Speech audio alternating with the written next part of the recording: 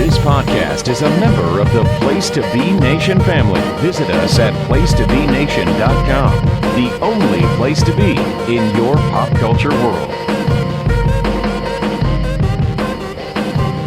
All right, getting back in here on Diamond Conversation, spending a beautiful Tuesday afternoon with somebody who's on the other side of the country from me, but I'm going to welcome in my second straight guest from the wonderful state of Nevada as I welcome in former Major League Outfielder, the one and only Chad Hermansen. Mr. Hermansen, thank you so much for joining me today.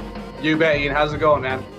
Oh, it's doing very wonderful today here in Virginia. The last time I spoke with somebody in Nevada was the Mad Dog, Mr. Madlock out there. So we're talking a little Pittsburgh Pirate lineage, a few decades before you, but nonetheless, 2 Pirates in a row for me. No, it's all, yeah. I see that. I see Bill. Bill Mad Dog, whatever you want to call him, right? He works at the facility that I take my kid to, just right down the street. So I see Bill all the time. Nice. Yeah, it was great conversation. I could listen to him tell stories all day, those war stories of a bygone era. So it's very cool to catch up with the Mad Dog, but really cool to have you on today too, man. I appreciate the time. Yeah, no doubt. I certainly have the time. I've been doing some things myself with what you're doing, and so I guess this is a perfect time to try to get a hold of people. That's for sure. It really is, but I'm flipping the script on you because I'm putting you back in the interviewee chair. Yeah, I'm the interviewer. Coming in blind, so absolutely. So let's start there. So you started doing videos via YouTube, interviews with people around the baseball industry, some friends of yours from your playing days. Kind of how'd that come about? Was it something that popped up because we have all this time on our hands now, or was it something you had been planning? And then let's talk about that right out of the gate. Yeah, no, it was a little bit. Basically, what I've done is I took a look at my career. I took a look at what I do now as a scout and having just a lot of interaction with kids, right, in high school and in college. And everyone talks about the mental game, and all they do is talk about it, but nobody's really doing anything about it. And so I started to see a pattern in Major League Baseball where even front offices are starting to see like, hey, the mental game is important, but are we actually going to do something about it? So Major League teams started to hire mental skills coaches, right? And there's a difference between, say, a psychologist and a mental skills coach or a performance coach. And I'm like, God, that's something I've always been interested in, because if you have a passion for helping people, it just fit. And I was like, dude, like I would love to do that, because I have 4 kids. They're now 19. I have one son is 17, and then 2 other girls, 14 and 11.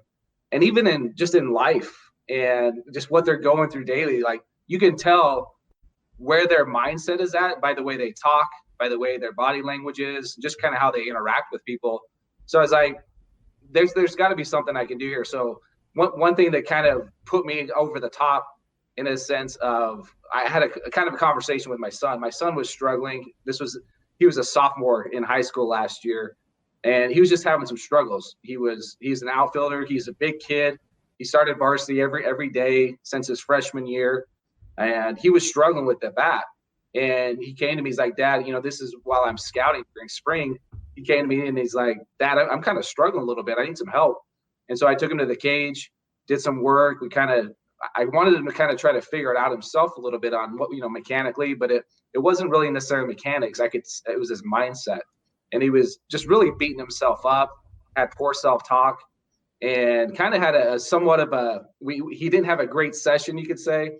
We got in the car, we sat down in the car, and he got really emotional and like basically kind of came out and said, Dad, I'm really struggling here. Like I'm trying to, we actually happen to go to the same high school. So oh, wow. he obviously, he's my kid. He knows a first round pick, big league player, all these type of things. So in a nutshell, he was trying to live up to some expectations, right? And it was a lot of pressure for him. Right. So as he came out to me and kind of said, hey, this is what I'm going through. Like, essentially I need some help. So we started to kind of work on some things mentally. And I started to kind of notice as I would talk to his buddies, I help with a scout team in the fall. And once you start to really get to know kids and they start to trust you, they start to open up, right? And they start to let you know this is what I'm going through. Is there any way you can help me? And so I spent this whole past off season, from the scouting season kind of is pretty much 10 months out of the year now because I scout. And so I was like, I'm going to put something together. And to answer your question and get to this point is I created a course that it works on the mental game, and it also is a personal development course. So what I've done with that is I created a video. I pick a topic, I go through the topic, teach the topic, and then I put a kind of a 5-question quiz afterwards. Like, here's some very basic questions. Go ahead and answer these. I give them a PDF workbook, and then these kids, they're able to work with me and start asking me questions so essentially I'm their online mental skills coach. And so that's how I started to develop this. And it's a work in progress, but the course is pretty much complete. And I wanted to kind of because people didn't really, if they don't know me, my background, who I am, I'm giving them a chance to sign up for a free course. Right. Go through a couple videos. Okay, what is Chad teaching here? What is this all about? And they get to see how I teach. And then at the end of it, of course, I offer the course. But yeah, it's just something to where kids need help. And a lot of times they're not willing to admit it until you start to they can trust you, you can make them better. And I think parents, I'm seeing the parents are really, they're kind of more excited at first because they know how important it is for the kid. Right. They're like, dude, my kid needs this, right? His self-talk is horrible. This is horrible. And so they know that, the whole idea is to build their confidence and their self-esteem through this whole thing. Yeah, it's really cool to see the programs that you put together and how you can give kids this access now to really dig deep into that mental aspect of the game. I mean, I remember going to camps as a kid, and it was 200 kids in an auditorium, and this station was ground balls, and this one was fly balls, and this, and you're on your merry way. Now it's a little different where you can get that one-on-one instruction, really go home and study it, and it's really cool to see the personal take that you have in it, and how you really reach out and give all these instructions with all the means that you were just saying. It's very cool, and it's quite innovative for this day and age. Yeah, and the thoughts that came to me were, if I'm scouting 10 months out of the year, I'm on the road a lot, right? Going back and forth. Then you see what YouTube is doing. And all my videos, it's kind of two separate things to answer your question earlier about the YouTube videos. So as the pandemic started, and now we're just stuck in our homes, I was like, people are doing podcasts, I'm like, I should just start talking to players about the mental game. Number one, allow them to share their story, because everyone's story is unique, and what they're going through. And then two, they have something within their game, and they can provide some value to young kids and even parents, right, about the game, whether it's about pitching, hitting, defense, all these things, that there's a mindset that you got to have to go out and be successful. And all of this mindset that you put into it, it's someday the game's going to be over with, right? So they have to be able to take those things they learn into life, into their jobs, and into their careers. But through each conversation on the YouTube channel, and it's mental health, mental edge health. I don't want to sell you short. It's mental. It's a tongue twister. You want to give it out there before I continue with my question? But I came up with mental edge training coach. That's it. I'm going to say mental health training coach, but I didn't want to screw it up. But the cool part is seeing you talk to other ball players, other coaches, and almost getting their philosophies and seeing what helped them and how they even help with who they're training. And a lot of instances, it's some of their own kids or other teams that they work with, and hearing stories of guys like David Risky and Craig Wilson and Jack Wilson, and kind of like not only their journey, but then also like what they're doing with teaching their respective people. Everybody's got a different approach, but it all kind of comes back to your philosophy of what you're trying to put over. So I really find the conversations to be cool, because you guys end up really bouncing stuff off one another and kind of digging deep that way. You know what I mean? That's the whole idea. Yeah. Because you can talk about, a particular subject with a player, and hey, let's talk about this because this happened in your career, and really dive into like, dude, what were you thinking? And in regards to, let's open up about it. Let's talk about it, rather than kind of giving these surface answers. And, so it's just a lot of fun. People love to tell their stories, and we try to laugh, just like we're having kind of a lighthearted conversation. And, but just allowing people to start sharing, because I might say something that a kid could be like, oh yeah, that totally makes sense. And then you mentioned Dave Risky. Dave Risky might say, hey, well, I did this out of the bullpen, and this kid is in the bullpen. Like, that's going to help him. So it kind of comes full circle with all that.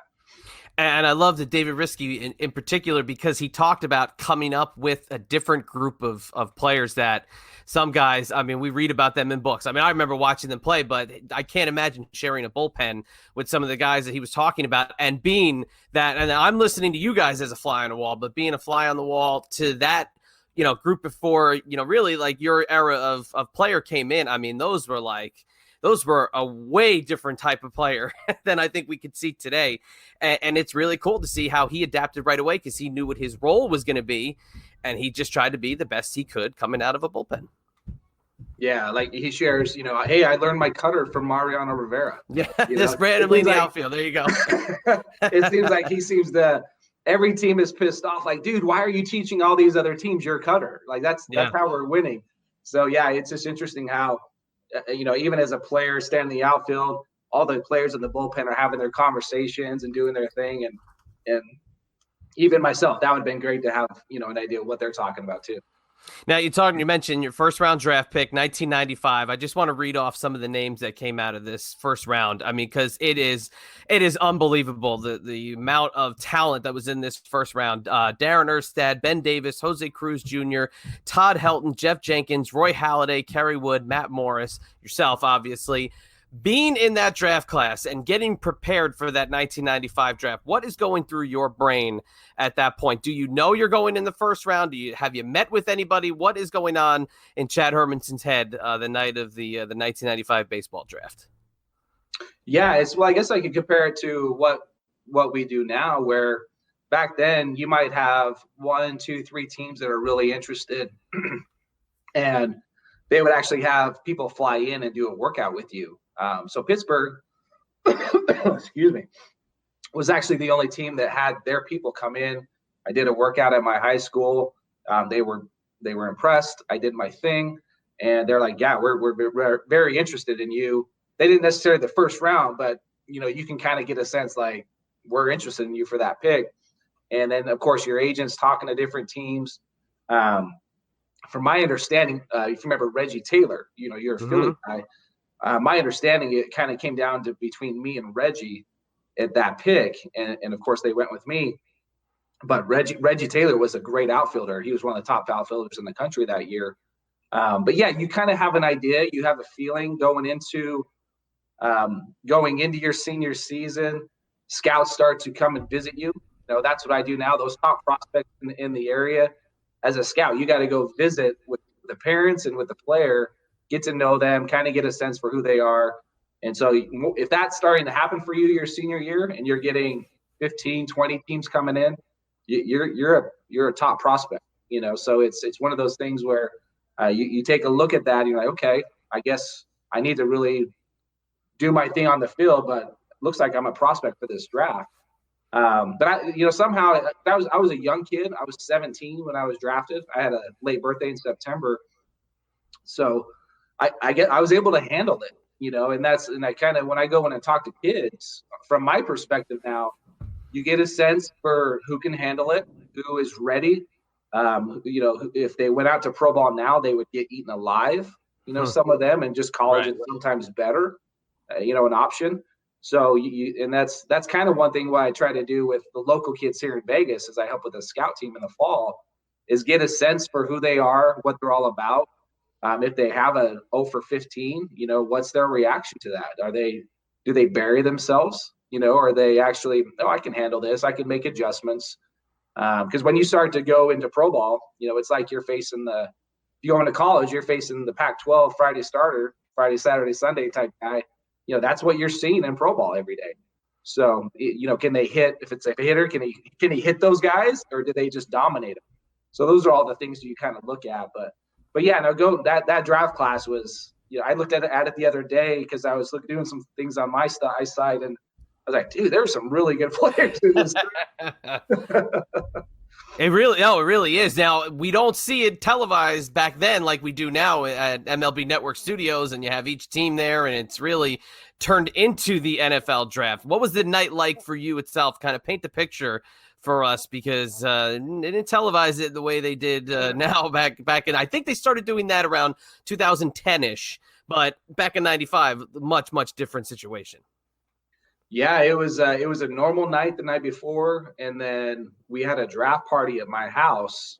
Had some friends over. My girlfriend, who is now my wife, I met in high school. She was there. There's about 3 or 4 different news stations that were here, and yeah, so everything was a phone call. So you're kind of having some dialogue back and forth between, basically just me and my agent, my advisor, and I just remember like, hey, the draft had started. I think my agent called me around like the 5th or 6th pick that happened. And he was basically just saying, hey, I think it's going to be Pittsburgh. And I'm like, okay, cool. And then kind of getting the terms like, hey, how it went down for me is, if you remember Jarrett Wright. Yep. He was the 10th pick the year before by the Indians. And they basically said, hey, the 10th pick last year got this amount. Would you accept this amount? And it's 7 figures. I'm like, yeah, where do I sign? Right? Like, come on. So then, I wanted to play pro ball. I wanted to start right away. So I was all in at that point. And it just kind of happened. And my agent called me and said, I think it was about the 9th pick. I think it was Jeff Jenkins who went before me, if I'm not mistaken, with the Brewers. Obviously an amazing pick. And he called. He's like, hey, it's going to be the Pirates. And then, they get on the horn and they make the selection, and that's what happened. Was it the Pirate Parrot that made the call? Did they try to goof one on you? Yeah, that would have been cool. No, my agent called to let me know. And then, if I remember correctly, it was Cam Bonifay, the GM at that time, called me. Yeah. Pirates are in an interesting position at that point because they're a few years off of dominating for 3-4 years, and then they would kind of start the tailspin that they've really still kind of been in since about the mid-90s, where it seems like they're always rebuilding and they're always fostering these great players that end up going someplace else. And the team that you came into eventually when you made your debut, I'll get to that in a few minutes, but the team you were coming into itself was sort of still in a rebuilding mode, just coming off of those glory years of the mid-90s. Yeah, it was, we had, Bonds had just left at that point. A little bit earlier, the Killer Bees, they were kind of all, Jay Bell was still there. I remember being a shortstop prospect. I remember having a conversation with Jay Bell. So kind of all those big stars essentially were kind of on their way out. Jim Leland was still there. And then, I can't remember what year Gene Lamont came on, but yeah, so it was, I remember the term was rebuild, right? They're constantly rebuilding. And then they wanted to bring guys like, Ramirez, Abraham Nunez, Chris Benson, Warren Morris, kind of all those names. That's who they, the Pirates envisioned would be their future. And of course I was a part of that. So. Yeah, guys that you basically came through the minor leagues with would be that core from basically around 99 till about mid-2003-ish. But talk about the minor leagues, because I have a fascination with the minor leagues and how the trips are, the bus trips, the older stadiums at that point too, especially. It was before a lot of these glamorous minor league stadiums came about. There's still a lot that are not glamorous, but back then it was not these, massive Yankee Stadium-like presentations you see at some minor league ballparks. Talk about your first impressions of the minor leagues, and did it live up to expectations, or was it below what you thought being a baseball player, a pro ball player was? Well, I remember going to rookie ball. I'm 17 years old. I'm in Vegas. I'm going across the country as far as you can go to Florida. So I'm really on my own for the first time, which I was cool with that. I was ready to, I felt like I was mature enough to handle that and move on. And but I remember, going to rookie ball, you had your practice in the morning, and then you did all your thing in the morning for a few hours. Then you came in, had your lunch, and then you play your game at about 2 in the afternoon, roughly in Florida. And when you're from Vegas going to the East Coast like that, you being in Virginia, that's a whole different kind of heat, right? It's Yeah. Oh, absolutely. Yeah. just draining. So getting used to the weather, that was one thing. But then just the longevity of how the day went, how long it was, like holy cow. And then you do it day after day and just repeat and repeat and repeat. You're like, this is a job. It was fun. You're meeting all these new guys and you're playing games, but it was hard, and I could not wait to get out of rookie ball. And at that time, Erie, Pennsylvania was our short season 18. And so I couldn't wait to get there. Not a glamorous place. No, I mean, but it was fun because you had that 7:00 game now. Now you're on the regular minor league schedule where now you get to the ballpark later. Your games are at 7. You're playing now in front of people, human beings. Rookie ball, not so much. It's just kind of a parent here or there that's visiting. But it was the grind now of that minor league everyday activity. And but the minor leagues was great. It was I think there's stuff that you don't miss now as an older person. Like if people are, hey, why did you become a coach or a hitting coach? I'm like, those bus rides that are 10, 12 hours long all through the night, like I don't miss those whatsoever. But when you're 17, 18, 19 years old, those were fun. You're with your guys, your buddies, you're young, your body can handle it for the most part. You can handle all these different sleep schedules.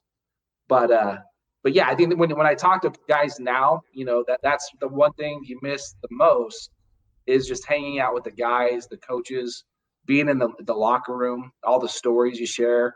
And the baseball is great, but in a way it's kind of second nature sometimes, but it always comes back to the people. Who in the Pirates system at that point was like your go-to person for either advice or they were the one giving you your next steps on what you're going to be doing? Was it an roving instructor? Was it more of a management position? Who was like one person that would be your go-to guy? Well, that's a great question. I think for the most part, managers, coaches would leave me alone. One thing that I haven't really talked about was, I was a shortstop in the Pirates, unless they're like I was always an outfielder, right? When I got to the Pirates, so I went from becoming a shortstop to moving to the outfield. On the mental side of the game, I had huge anxiety playing shortstop. Right. I could throw the ball really hard. My arm always hurt every single day for whatever reason. We were heavy benchers in high school. My shoulder to this day is jacked up.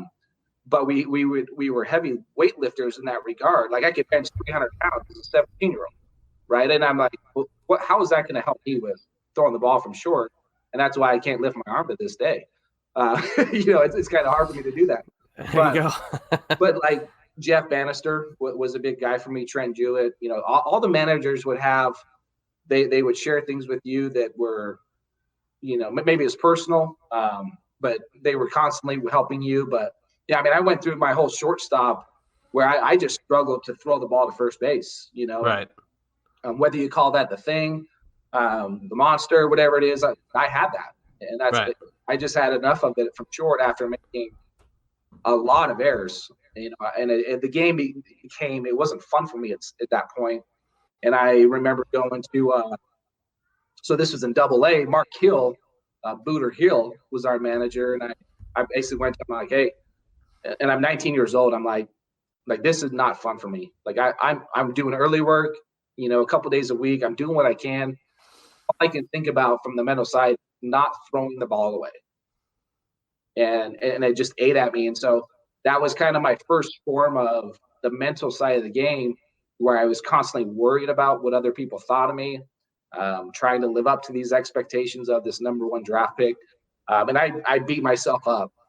I was pretty even keel when I played. I didn't really show a lot of emotion. That's just kind of who I am. But when I went home, it was rough, and so I kind of finally said, like, dude, if I'm going to keep playing this game, because I love to hit, I love to play, and I know if I went to center field, I would love this game even more. So that's when I requested to move to the outfield. Let me show off my speed. I'm not a finesse guy with my throws. I'm more of a chucker. That's going to play better in the outfield. But yeah, I had shoulder. I ended up hurting my shoulder. In fact, the only in 2002 was the only year I was in the big leagues the whole year. Started the year on the DL. I had a torn labrum at that time. Oh, wow. And so I had a couple shots to kind of get me through the year, and then I got traded to the Cubs. That trading deadline. Right. But yeah, I sort of tore my labrum, and in the scouting world now, if you tear a labrum in the shoulder, that's not good, right? So there's just something about the shoulder that it's really hard to get over. So elbows, Tommy John, people are having more success with that. But no, I had my guys that I would look at, and you kind of rely a lot on your players, your teammates, when you're talking about things, and that's kind of what I wanted to get at was I wish players would be more open to discussing what their failures are. Right. At the time you're in it, right? You're like, dude, you're gonna get through every obstacle, which you are, but to just be more open with the dialogue, with the conversation, and I never had that, in pro ball with other players. So that's something I wish would have been talked about. Yeah, in some regard, toughness could be a weakness, because when you're trying to portray that outer toughness and you're nursing the arm and you've got these decisions making, you're a number one pick, you want to live up to the investment the team is making in you. For you to give them the suggestion of possibly moving you, is that something that they then take from you, go in a room, come out and say, all right, you're heading out there? Or do they really mull this over and figure out, is this the best move, not just for right now, but for the long term of you, the team, and everybody involved? Yeah, my first initial, so in AA, when I said, hey, put me in center field, and they agreed. They, next day I'm in center field. Oh, wow. And then I play, I think they're like, okay, dude, we got to do, he's our top guy. We got to put him where he wants to go, type thing. So I actually felt bad because my roommate, Jeff Conger, was one of our outfielders. That put him to the bench, so I kind of felt bad about that, but that's kind of how life works out sometimes. But yeah, I went to center field immediately. I played there for a majority of the season, and then they came back to me and said, hey, what about second base? And I'm like, dude, I already have trouble throwing from shortstop. I bet second base is going to be even worse. So as you can imagine, what I just told you, I already had the mindset of this is not going to work out, right? Because I believed I was not an infielder. So it kind of just manifested itself. There were times when I had really good confidence playing there, and then there were other times it's just like, because when you throw from the end, it's all different angles, and then like I said, my shoulder hurt every single day. I'm like, when I tried to draw it down, it was so painful. I'm like, I got to do this every day, and when I was able to get it up, it didn't hurt. So it was kind of one of those things where well, am I going to play in pain every day, or can I just go to the outfield and kind of live freely, get rid of all these negative thoughts I'm having, and just go out and play? And doing it at that point in your development is key, because you see how guys get moved while they're up, on the big squad, and there's disasters. I mean, even star players that move from, you see a guy that you were traded with, Todd Hundley, was a catcher with the Mets. Well, when they acquired Mike Piazza, they still wanted to keep the Todd Hundley bat in the lineup, so he moves to the outfield when he comes back from his injury, and that was a disaster. So It's good to do that in the development stages rather than do it when you get up there, because now okay, maybe if we need somebody to come in an emergency, you can come back into the infield, but let's get you prepared out there to get those chucks ready for when you're playing the outfield. Yeah, when I see guys that they always say that you can always move from the dirt to the outfield, which I agree with. I think the infield it's a whole different animal, different skill sets, things of that nature. So when a lot of times they'll put a catcher or even a first base, they'll just, hey, let's just move them to left field.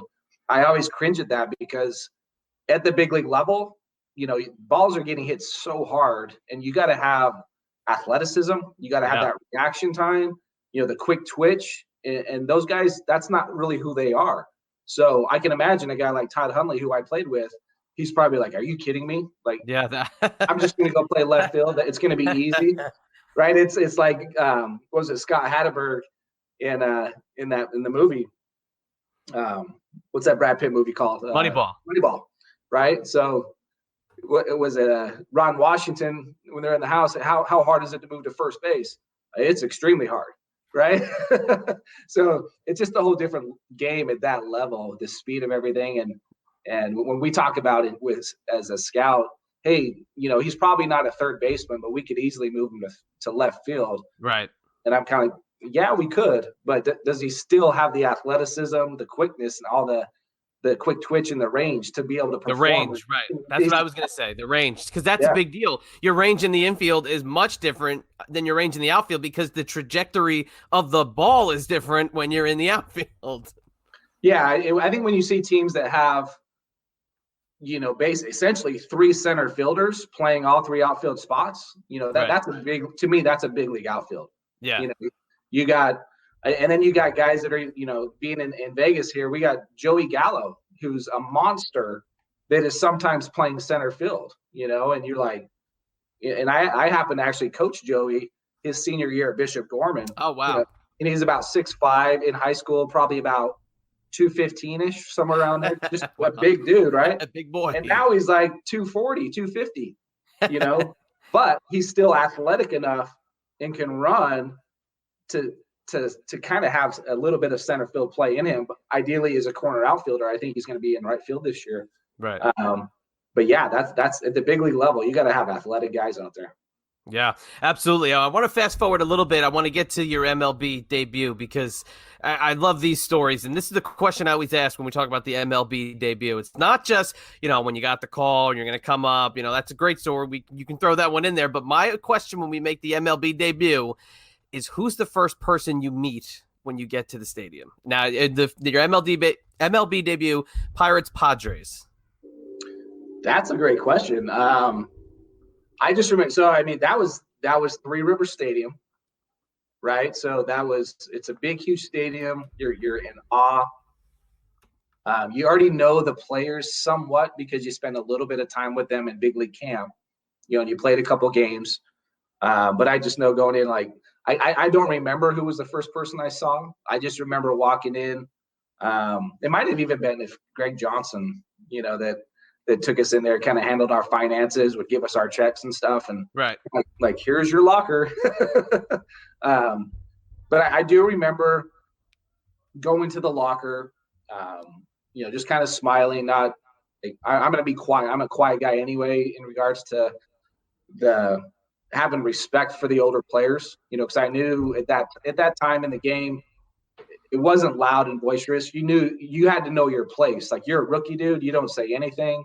Just shut up, put your head down, and go do your job. And so I was pretty good at that. So Gene Lamont's the manager at the time. Does he come and meet you? Do you go to meet him? Do they organize the first presentation of the starting left fielder in your MLB debut? Yeah, I think you just walk into the office, kind of a handshake. Hey, how's it going? Very, Gene Lamont was not, he didn't talk a lot to me, to be frank. I remember it was just kind of a, hey, what's up, Herm? That kind of thing. And I found that kind of odd, the lack of communication at that. Like, to me, you bring up a rookie that, yeah, maybe you want him to be comfortable, right? Especially You're trying to help him win, help a team win. And so you kind of quickly kind of get to know, like, okay, like this is pure business. Go and do your job, get your work done, do your thing, and then just go home. But yeah, it's kind of a cordial handshake, welcome to the big leagues type thing. And you're in the starting lineup tonight. And I remember then going out of the office and then had the first time, maybe 6 to 10 reporters that were at my locker, wanting to ask questions and kind of, so it all kind of started from there. Do you remember the starting pitcher for the Padres that evening? Yes, it was Sterling Hitchcock. That's right. Yeah. I remember vividly my first at bat, because I believe I was hitting 8 that game, and Reggie Sanders is playing left field, and I smoke a ball to left field. And he, Reggie Sanders, as fast as can be, gets over there in a heartbeat, snow cones the ball. Would have been a stand-up double, would have won off the wall. and I'm rounding first base, and I'm like, this dude caught that ball? You know? But I do remember, like, so that happened, and then I came back, and I actually got a standing ovation. And I kind of joke around. I was like, yeah, it's probably the only standing ovation I ever got. The expectation started here, and then Reggie Sanders put a big crimp in those plans. Yeah, well, it was kind of cool because many years later, almost 20 years later, I was able to go back to the MLB draft in New York, and Reggie was there representing the Royals, and our teams right next to each other in the draft room in that MLB studio. And I had to go up to him. I'm like, Reggie, like, I got a story to tell you, and I told him, I'm like, dude, you ruined my career. Right. Imagine that. The double off the wall to start the career would have been amazing. I was like, dude, I would have went 1-for-1. Things would have taken off for me. So just kind of having some fun with it. He's like, oh man, I'm sorry. He's like, hey man, this is the big leagues. Like, you got to make those plays, and but that was kind of cool to have that experience and kind of share that with him. I'm like, dude, you've been in my nightmares for 20 years, bro. Well, it would take till game number 4 for you to get that first hit. So where's the ball? I mean, is it on the mantle behind you? Where's the baseball from your first hit? Yeah, no, I gave that to my dad.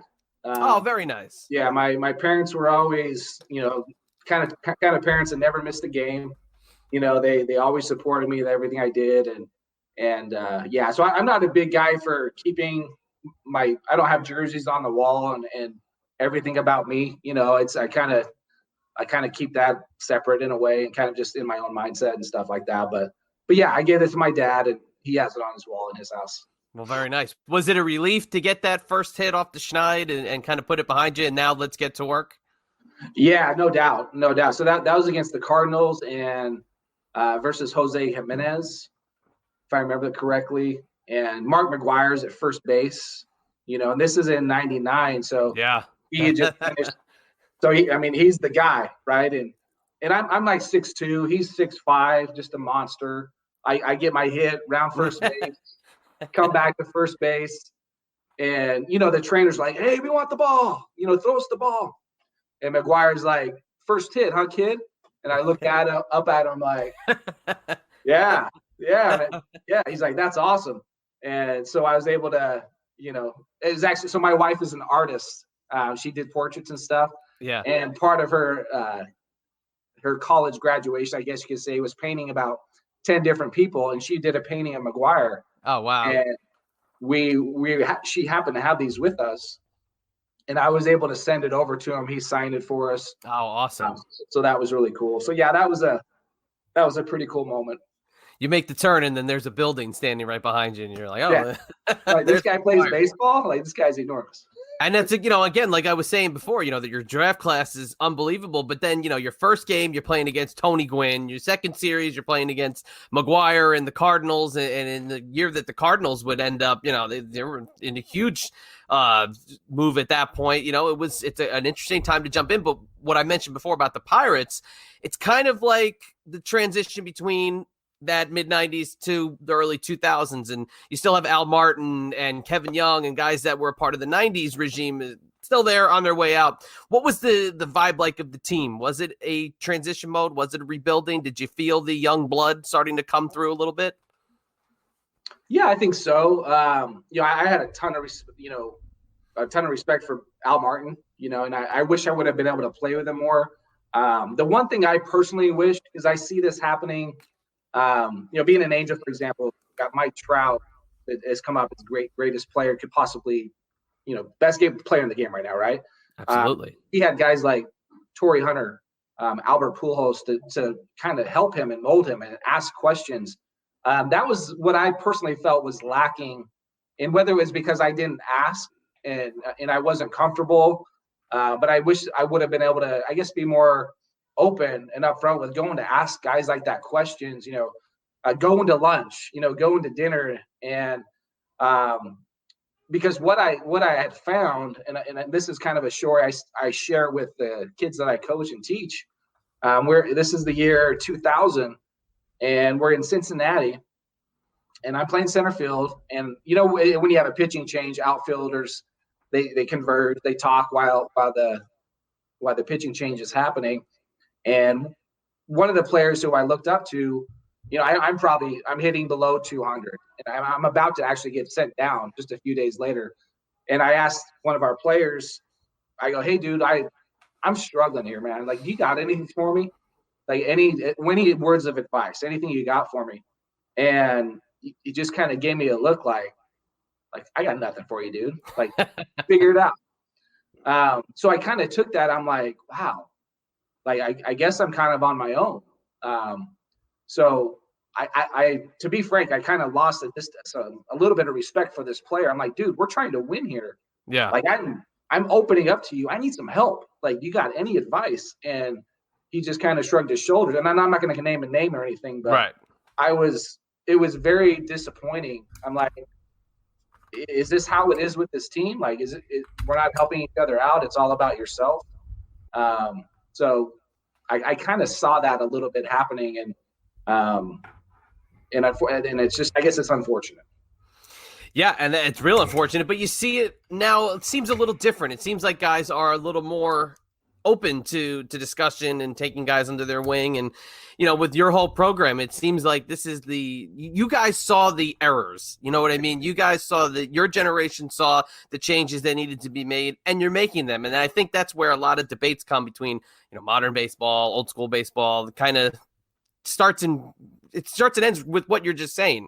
Yeah. People needed to be a little bit more open, and you never know. I mean, it could have been something that they told you that you took on for the rest of your life, but instead you kind of got the cold shoulder and moved on with your business. Well, and one thing I just did an interview on my show with Jeff Bannister, and Banny's, I mean, talk about just an amazing human being. Jeff Bannister is it. He's one of the guys I look up to. I wish I was able to hang around him more. Even play for him as a manager in the big leagues, because you always knew he had your back. Right. And he just said what you said. He's like, yeah, a lot has changed. He was the manager in Texas for 4 years, and he goes, I've learned from what you had to go through with us not really being able to help you, essentially. Yeah. And he's like, things have changed now. We've opened up more. We're more open to listening to people and what they're going through. And just when you have that, and like, hey, dude, and I think the biggest thing, the hiccup to get over is regarding mental skills coaches, is they're performance coaches. So a lot of time you don't, like, we go to a hitting coach to work with our hitting, pitching coach to pitch. It doesn't mean you have to have something wrong with you to go and talk to a mental skills coach, right? It's more about, what do we got to do to get you back on track? If there's psychological issues, then maybe you go talk to a psychologist, and we can kind of work together on, hey, what's a plan that we can form to make this work for you? Right. Now, before we start to get into the wrap up, and we'll talk about all that one more time before we finish up, just moving from your home organization originally of the Pirates, then you go to the Cubs. Just tell me about what that change is like from the organizational standpoint of having to learn a new organization. No matter how long you're there for, you're with the Pirates organization for a good, almost 6-7 years. That by the time you move over, you're with the Cubs. How is it kind of integrating into a new organization in a way a new organization does things? Well, yeah, when I got traded to the Cubs, it was a really interesting situation where I was at, because I was told that I was going to be the everyday center fielder, and I felt like once I had a bad game, then I sat the bench for 2 or 3 games, so I kind of felt like, for the first time ever in my career, like minor leagues there, I knew I was playing every day, right? And then I got up to the big leagues and of course you got to perform, you got to go out and every day. But for the first time in my life, if I went 0 for 4, I was going home that night like, crap, I might not play tomorrow. Right. So I kind of had those thoughts and negative feelings. And so when I got traded, I was actually happy. I was like, this is not working out. I feel like the people here are not helping me at all. So I was actually excited for the change. And I remember John Parado, who I became close with, he actually said, he's like, man, I've never seen someone so excited to get traded. And really, it was just time for a change, and it wasn't working out. I felt horrible. I was like, dude, I wanted to make it work so bad here in Pittsburgh. And that's probably my downfall, because I wanted it so bad that I just tried too hard. And then when I went to Chicago, I was like, sweet, I'm gonna go to a new atmosphere. Chicago, great city. And then I get there, and I noticed right away, and they say what winning cures all ills, right? There was just a different atmosphere. Everyone was loose. And then I realized quickly, I'm like, oh crap, I'm really not going to play here, because I look over and I got Moises Alou in left, Corey Patterson in center, and a guy named Sammy Sosa in right. And then we had one of the best fourth outfielders in the game, Roosevelt Brown, a good friend of mine.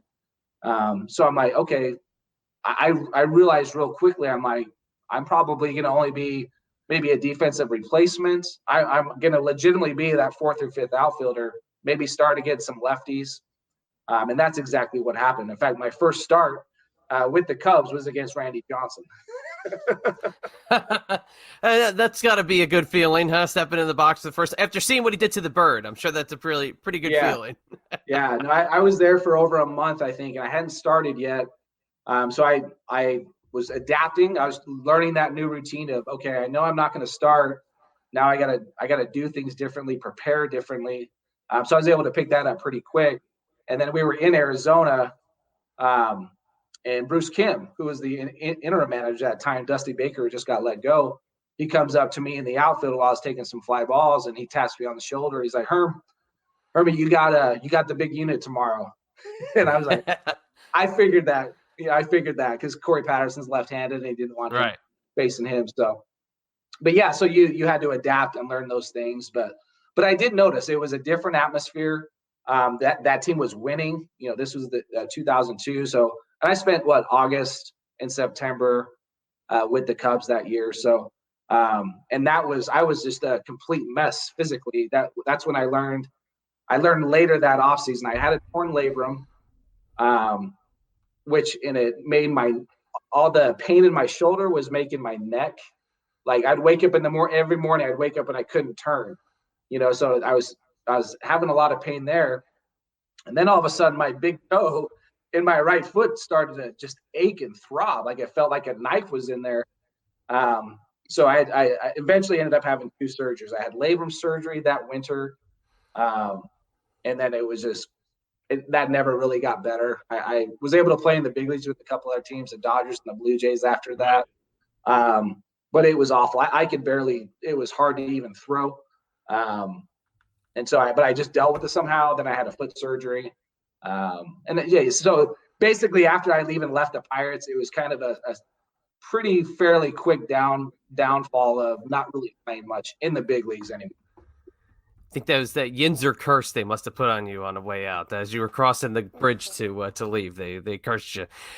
Before we do get into the final plugs and to talk about your coaching and all the stuff, the great stuff that you're doing, just a few rapid fires. Who's the toughest pitcher you faced? Let's leave Randy Johnson out of it. Toughest pitcher. Oh man, I was going to go right to him. No. We're taking him out. You already said him. We can't say him twice. I mean, Maddox. I was able to face Maddox. I had a little bit of success on him, but his ball moved more than anybody's. He would, as a right-handed hitter, the ball he would throw, they would tail back across that outside corner. You're like, that's 3 feet outside, and then it comes back and it's for a strike. You're like, so Greg Maddox. And you don't want to hit anything back up the box because he's going to field it. So that's the other one. How about somebody you had a lot of success off of? Yeah, ironically, I hit the Cubs pitchers really well. I think that's probably why they ended up trading for me. So collectively, the Cubs. Probably the Cubs, yeah. How about biggest prankster you played with? Man, that's a good question. I don't remember a lot of pranks going on. None. Maybe Brian Giles. He was more goofy and would, walk around the clubhouse naked sometimes. It just kind of be funny, in that sort of sense. Funniest moment you had on the field? Wow.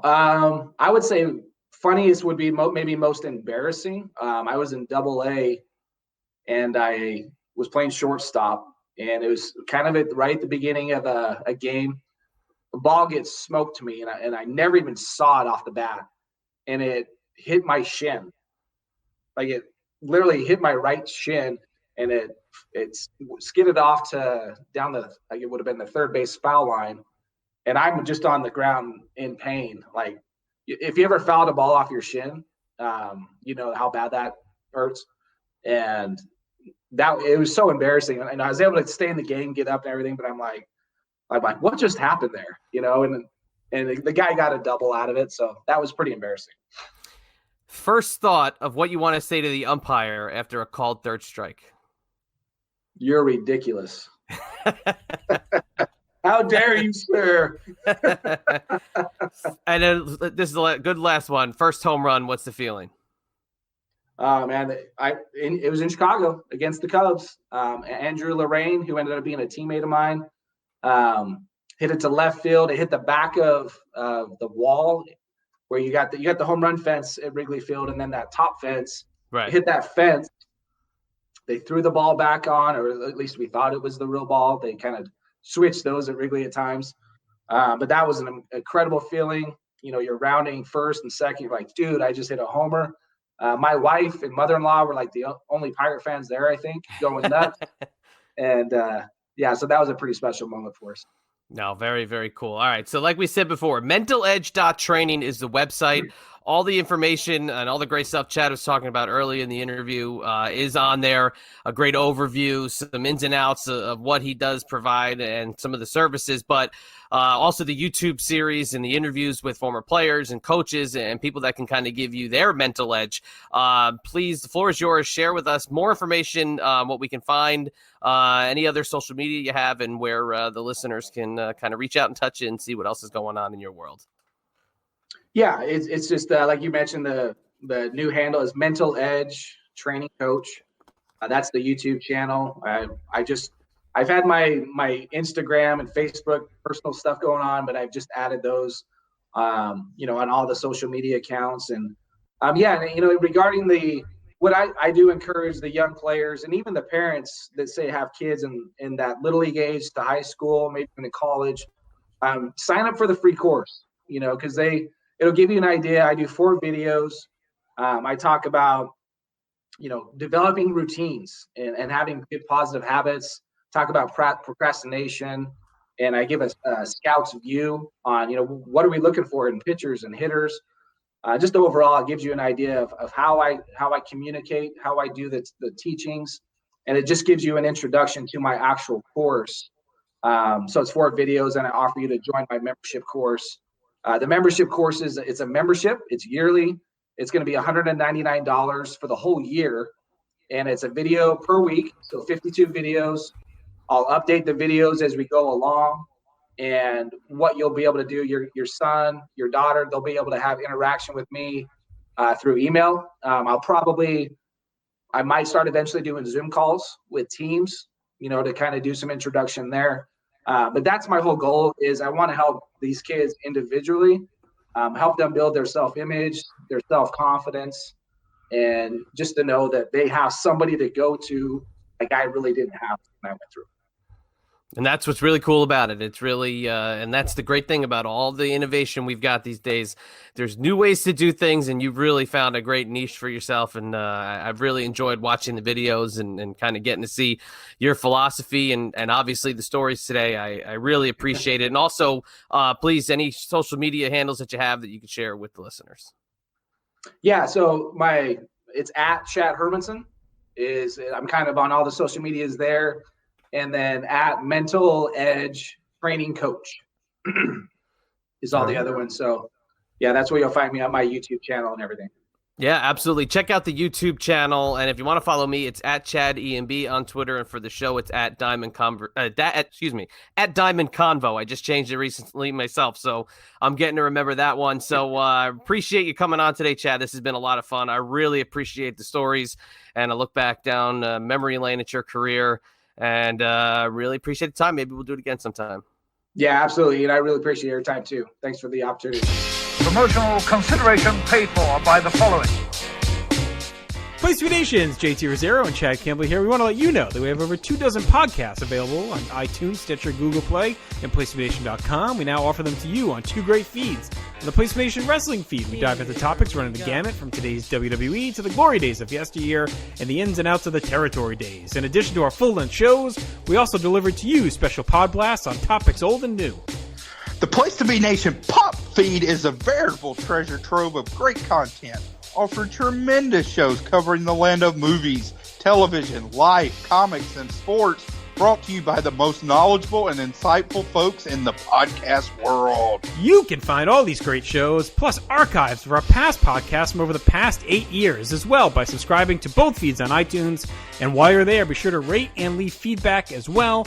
All of these shows, plus others, available on PlayStation.com, where we cover pro wrestling, sports, movies, comics, plus in-depth search projects, and much more. Be sure to support our site by using www.PlayStationNation.com/Amazon when doing your online shopping. We want to thank our friends at Boneheads, Wing Bar, ProWrestlingOnly.com, and TheHistoryOfWrestling.com as well. Be sure to follow us on Facebook, Twitter, Instagram, and Tumblr. PlayStation.com, the only place to be in your pop